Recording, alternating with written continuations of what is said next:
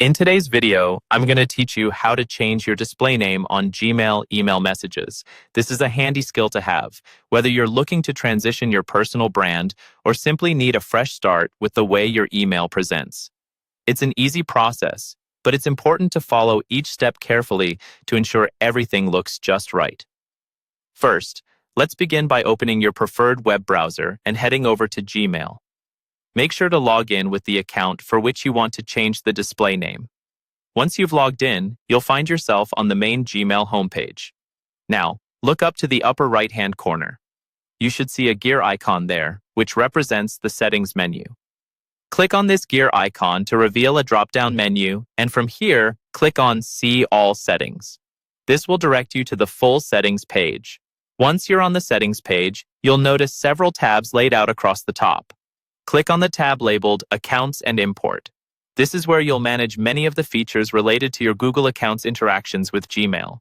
Within this tab, look for the section that says Send Mail As, and next to it, there should be an Edit Info link.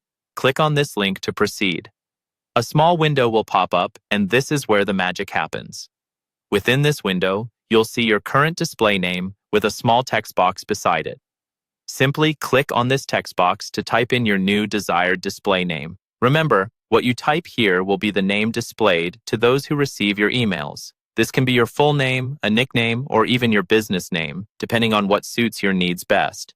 After you've entered your new display name, make sure to click Save Changes at the bottom of the window. This will ensure that all your efforts are preserved and your new name is set to appear on your outgoing emails from now on. And that's it.